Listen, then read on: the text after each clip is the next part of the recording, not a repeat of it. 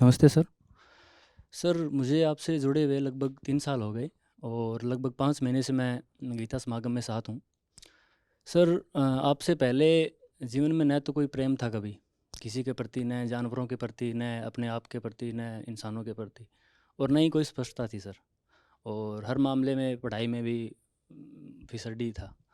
और अब सर स्पष्टता तो है, ठीक है, अच्छी है कि क्या चल रहा है, क्या करना चाहिए, क्या है, लेकिन प्रेम अब भी नहीं है सर कहीं भी। और लगभग पिछले 1.5 साल से मैं वीगन हो गया पूरी तरीके से। अब तो ऐसा लगता है कि जानवरों के प्रति ऐसा है कि चींटियाँ भी बचा बचा के चलता हूँ। लेकिन इसी में फंसा रहता हूँ कि ये करुणा है या प्रेम है तो कैसे है? अगर ये प्रेम नहीं है तो फिर मैं कैसे सीखूँ? और दूसरा सर जैसे आपका श्री कृष्ण के प्रति है, कबीर साहब के प्रति जो अनुग्रह है, क्योंकि उनसे हमें बहुत कुछ मिला है। अब मिला तो सर आपसे भी हमें बहुत कुछ है, लेकिन आपके प्रति कोई अनुग्रह नहीं है। लेकिन 3 साल में कभी मैंने मिस नहीं किया आपका वीडियो, कोई हर दिन लगभग सुनता हूँ, लेकिन अनुग्रह नहीं है सर, प्रेम नहीं है, तो वो सर हमारे कैसे पास सीखूँ? छवियाँ होती हैं ना प्रेम के अनुग्रह की। आप यहाँ मौजूद हैं, आप बोल रहे हैं, ये अनुग्रह ही है। अनुग्रह वो सब थोड़ी जो हमने कहानियों में देखा, फिल्मों में देखा वैसे कि, या कि नाटकीय तरीके से आप आएँ और अश्रुपूरित चेहरे के साथ मुझसे गले मिल जाएँ तो ही थोड़ी अनुग्रह है। आप मुझ पर इतना भरोसा कर रहे हो कि आप यहाँ बोतसल में बैठ कर के मुझसे साफ-साफ कह रहे हो कि 3 साल से सुन रहे हो, पाया है लेकिन अनुग्रह नहीं है। यही अनुग्रह है अपने आप में। लेकिन सर एक रूखा-रूखा सा भाव रहता है, वो पहले जो सा आपने गीलेपन का गीलेपन का आपने जो चित्र बनाया है ना, वो फ़िल्मी है। किसने कह दिया ये इसमें रुखाई है भाई? आपको ये चीज़ रूखी इसलिए लग रही है क्योंकि फ़िल्मों में गीली चीज़ वो बहुत ही गीली होती है। उतना गीले मत हो जाना। मुझ पर भी ये इल्ज़ाम लगता है कि बहुत रूखे हैं। मैं कहाँ से रूखा हूँ? तुम ज़बरदस्ती के गीले हो। तुम चू रहे हो, तुम इतने गीले हो। सब है, अनुग्रह भी है, सब है।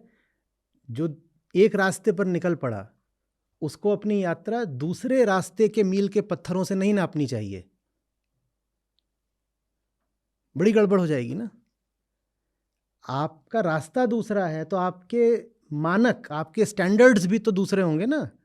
रास्ता आपका इधर का है और आप अपनी नाप जोख, अपना मेजरमेंट कर रहे हो उधर के स्टैंडर्ड्स से, तो गड़बड़ हो जाएगी ना। नहीं हो जाएगी? सर समझा नहीं पूरी तरीके से। ओहो।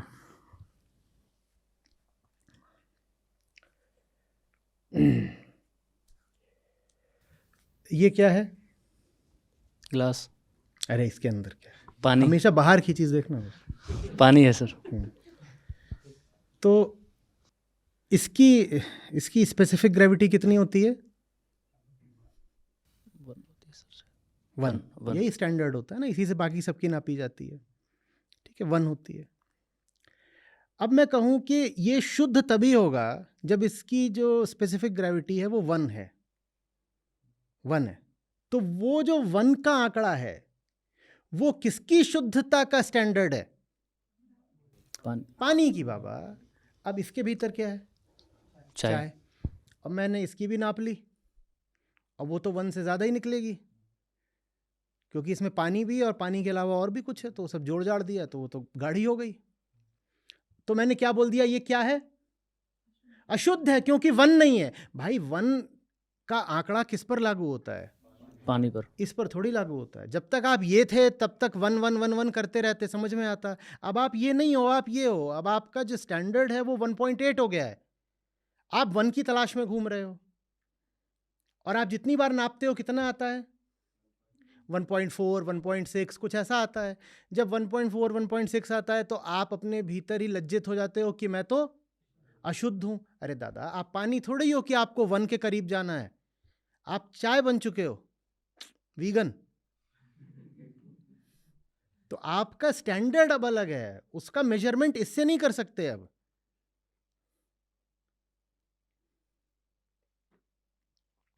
ये ऐसी सी बात है कि आपने अपनी कार का जो स्पीडोमीटर है वो प्लेन में लगा दिया और वो चिल्ला रहा है over speeding, over speeding, over speeding. हाँ, ओवर स्पीडिंग है। अगर वो एक कार होती, पर वो अब कार नहीं रही, वो उड़ रही है। वो अब क्या है? प्लेन है। अब कार में तो अगर 200 की भी है तो वो ज़बरदस्त ओवर स्पीडिंग है, और प्लेन आपका जा रहा है 700 पे, और आपका जो मीटर है, माइलोमीटर, स्पीडोमीटर, ये सब पागल हुए जा रहे हैं। ये एकदम बै बै बै बै बजिंग हो रही है, आवाज़ें आ रही हैं, ये सब कर रहे हैं, कह रहे हैं एक्सप्लोसिव स्पीड, रोको, स्लो डाउन, ये वो। दादा, प्लेन में कार का डैशबोर्ड नहीं लगा लेना। और वो जो एक माइलेज मेजर करने का है, वो तो रो ही गया। बोल रहा है कि जो माइलेज है वो उसमें 99% का ड्रॉप आ गया है। गाड़ी में 20 की माइलेज आ रही थी, और यहाँ तो 1 लीटर में 1 किलोमीटर भी नहीं चल रहा जहाज।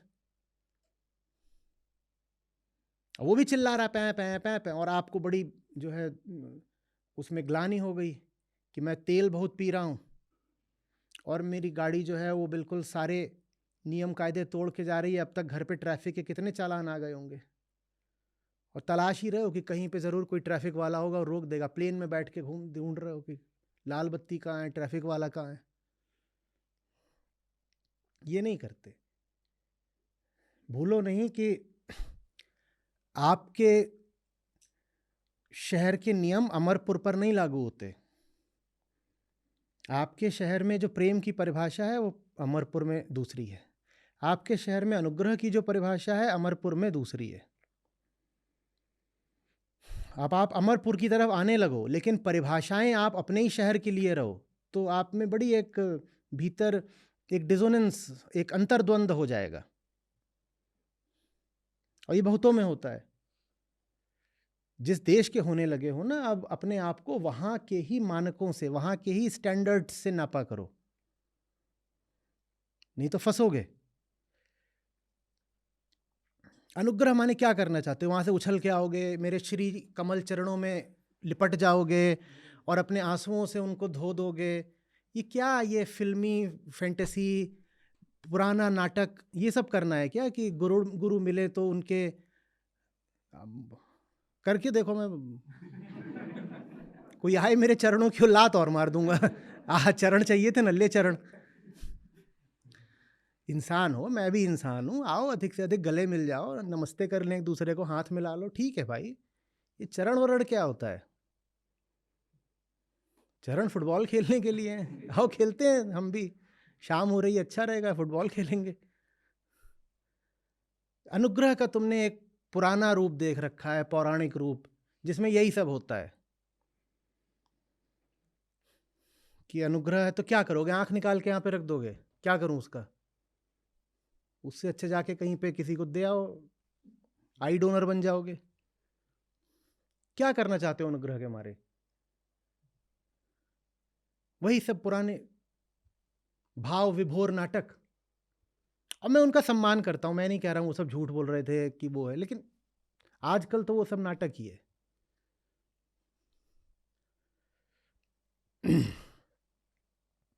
बहुत अनुग्रह हो रहा हो तो संस्था को योगदान कर दो, ठीक है, वो ठीक है उतना। हाँ बस वो ठीक है, उतना कर रहे हो बस पर्याप्त, और उससे ज़्यादा अनुग्रह की नहीं ज़रूरत है। और प्रेम माने क्या करोगे? यहां आके चुम्मी लोगे? छांटा और मारूंगा ये हरकत करी तो। प्रेम क्या है? प्रेम कोई प्रदर्शन की वस्तु है? हमारे आपके प्रेम का मतलब यह है कि आपकी जिंदगी बेहतर बने और मेरा मिशन आगे बढ़े। और तो हमारे आपके प्रेम का कोई अर्थ है ही नहीं, कि है कुछ और भी है। तो आपकी जिंदगी अगर बेहतर हो रही है तो प्रेम सफल है, बस। बाकी सब ऐसे ही है, नौटंकी, बैकग्राउंड म्यूजिक के साथ। सोचो यहाँ पे एक यहाँ खड़ा कर दिया जाए, एक यहाँ खड़ा कर दिया जाए, वो दोनों एक सनफ्लावर बना दिया, एक बटरफ्लाई, और वो ऐसे ऐसे अपना कर रहे हैं। प्रेम है भाई, यशराज फिल्म्स जैसा। और यहाँ पीली पीली सरसों खड़ी कर दी जाए और वहाँ पंखा चला दिया जाए, सरसों ऐसे ऐसे लहलहा रही है, ऐसे ही तो होता है। और तब वैसे दिल में देखा कैसे भाव लहरियां उठती हैं।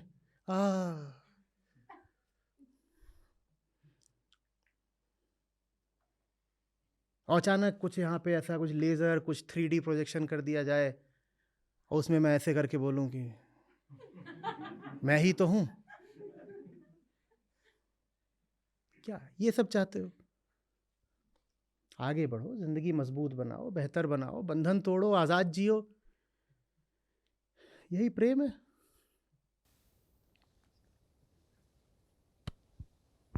Thank you sir. हम पुस्तकें वगैरह पढ़ते आए आए हैं, मतलब स्कूल से, कॉलेज से। और समाधि एक शब्द है, समाधि। तो ज्ञानेश्वर जी ने समाधि ले ली थी, फिर एकनाथ जी ने भी, संत एकनाथ जी ने भी समाधि ले ली थी। तो और राम जी की भी जो कथा है उसमें भी उन्होंने मतलब शरीर में शरीर छोड़ा था।